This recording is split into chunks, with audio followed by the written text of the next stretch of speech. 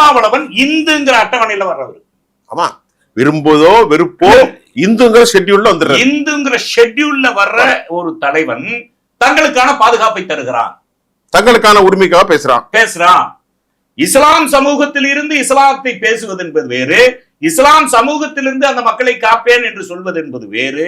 ஆனால் இந்துவாக அட்டவணைப்படுத்தப்பட்ட இடத்திலிருந்து ஒரு தலைவன் இஸ்லாமியர்களுக்காக பேசுகிறான் என்றால் இந்தியாவில் யார் இருக்கான்னு சொல்லுங்க. ஒட்டுமொத்த இந்தியாவில் யார் இருக்கா? இதுதான் திருமாவளவனுக்கு தனித்துவம்.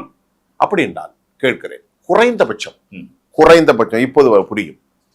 தமிழ்நாட்டில் குறைந்தபட்சம் 15% விழுக்காடுகளை திருமா வைத்திருக்கிறார். குறைந்தபட்சம்.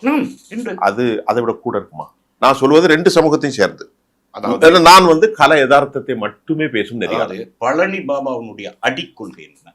பழனி பாபாவுடைய எனக்கு தெரிந்து பழனி பாபா உரைகளில் 90 விழுக்காடு மேடைகள்ல அவர் உரையாற்றியது என்னன்னா, தலித் மக்களும் இஸ்லாமியர் மக்களும் ஒன்று சேர வேண்டும், அரசியல் விதியையே மாற்ற முடியும் அப்படிங்கிறத திரும்ப திரும்ப திரும்ப திரும்ப அவர் வலியுறுத்தி வந்த ஒரு கோட்பாடு. இந்த வாக்கு வங்கிகளை கண்டுதான் திமுகவுக்கு உங்கள் மீது பெரும் மதிப்பும் ஒரு விதமான அச்சம் இருக்கிறதா? இது அச்சம்னு சொல்ல முடியாது. அச்சம் என்றால் இருக்கும், அது உங்களுக்கு தெரியாது. நான் சொல்றது அச்சம் என்பது வேறு, மதிப்பு என்பது வேறு. மதிப்பு, அச்சம்ங்கிறது என்னன்னா பேரத்திலிருந்து உருவாவதுதான் அச்சம். இது மதிப்பு.